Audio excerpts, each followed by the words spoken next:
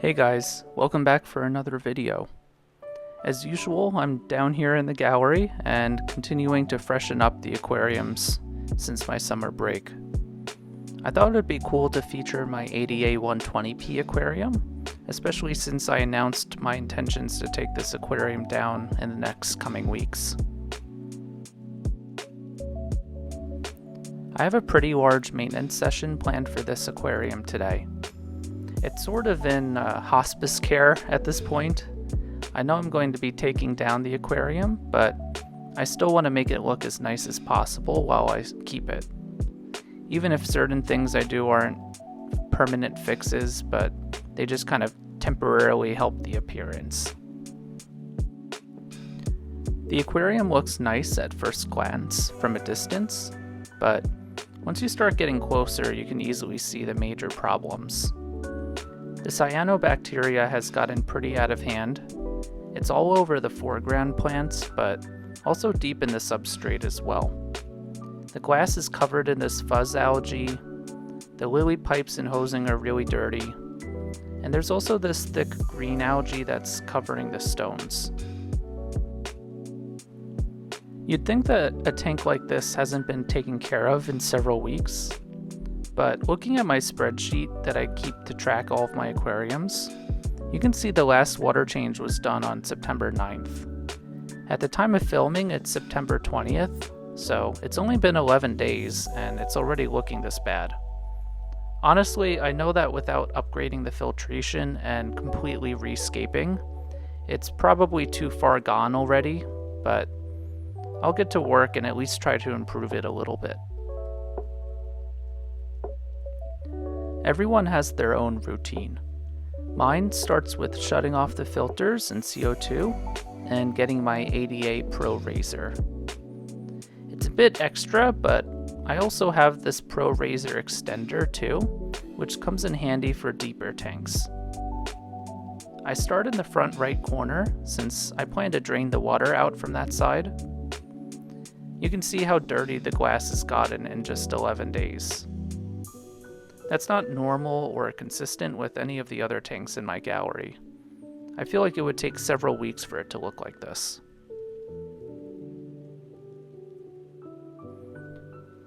I run this old Python water changer into my utility sink to drain the water, while I continue to clean the other panels of glass.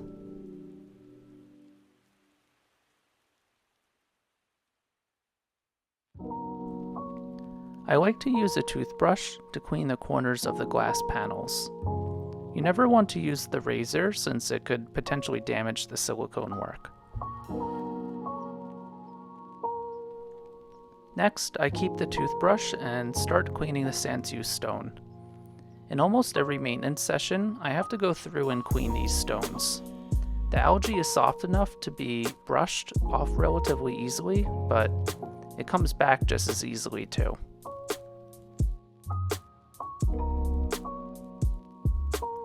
I want to manually remove as much cyanobacteria as possible, so I grab a separate siphon hose and have a few 5-gallon buckets on hand.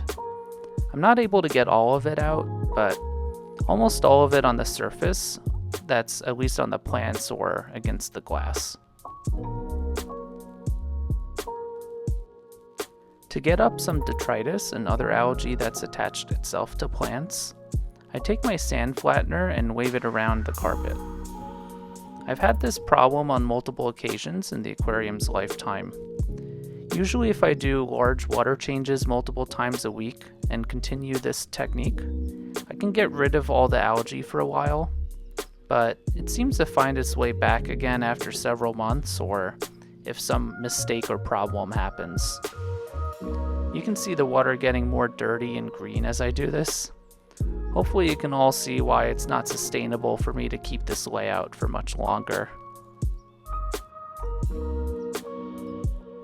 To speed up the water change and give me some extra water to clean with, I empty the lily pipes into my extra 5-gallon buckets. At this point, I'm not really doing much trimming of the aquarium, but there were some larger pieces of the Eleocharis in the foreground that I wanted to tidy up. I like to clean the inlet lily pipes first. I clean the outside of the lily pipe with a sponge, and then run the spring washer through it until it looks decent. The spring washer can't get to that bottom of the inlet lily pipe, so after cleaning it, I take the inlets to this cup that's filled with a water bleach solution to clean the rest of it.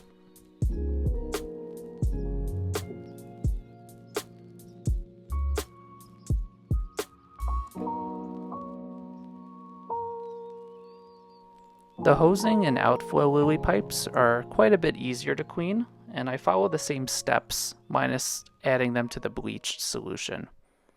Since the hosing is quite old, you can see it has a yellow tint to it even after cleaning.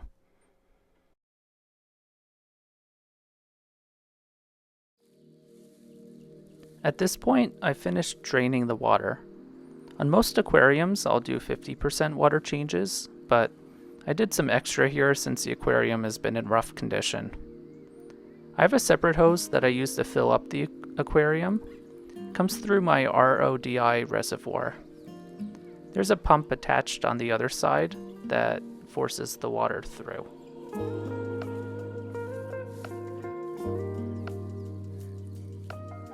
While that's filling up, it's time to clean the filters. My goal is usually to clean filters every 2 months, but since the filtration is quite weak in this aquarium, I try to do it as often as possible.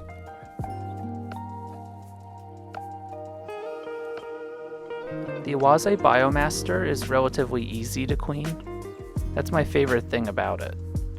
I take out the pre-filter sponges and clean them first. I'm pretty sure I cleaned it only 2 weeks ago prior, but as you can see, it's really nasty already. When I see a dirty pre-filter, it tells me to clean the rest of the filter also. That first sponge was also really dirty. I've rigged the filter to have mostly Seachem matrix, although there's a good mix of other clay biological media throughout too. These trays only require a little rinse through. I don't want to be too thorough and avoid potentially killing off any biological media that's living on the matrix. Reassembling the filter can be a bit annoying since you have to make sure that every tray is laying perfectly flat. Off camera, I also cleaned the impeller since the flow has been really weak.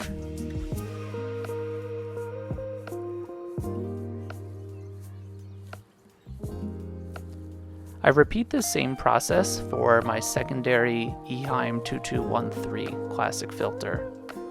I clean the sponge, rinse the biological media through the tank water, and clean the impeller.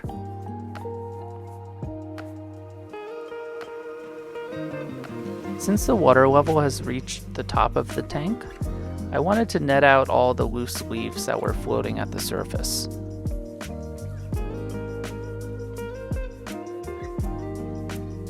I rinse the inlet hoses in water to remove any chlorine and add them back into the tank. I begin to prime the filters, but have the outlet hoses aiming for another bucket.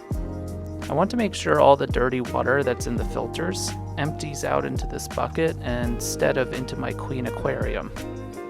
After the water becomes clear, I'll close the tabs on my filters so I can get the outlet hoses attached to the aquarium without spilling any water.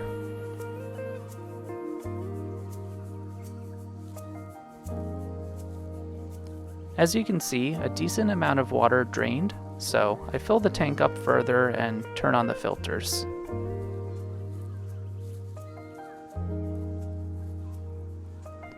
I measure the TDS of the aquarium and add salty shrimp GH/KH+ until the aquarium reaches about 120 TDS.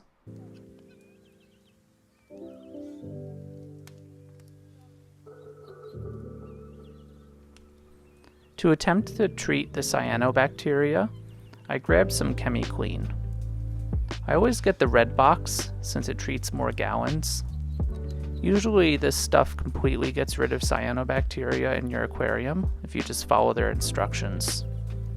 In this particular aquarium, it's not quite as effective in getting rid of it, but I have found it to at least improve the conditions temporarily. Once again, I think this aquarium's just too far gone, but usually that treatment of ChemiQueen is effective otherwise.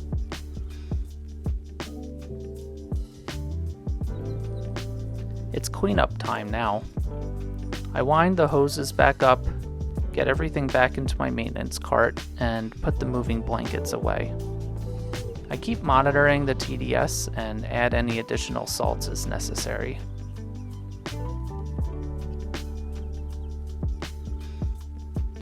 Now it's time to appreciate the work I've done and how nice the aquarium looks as a result.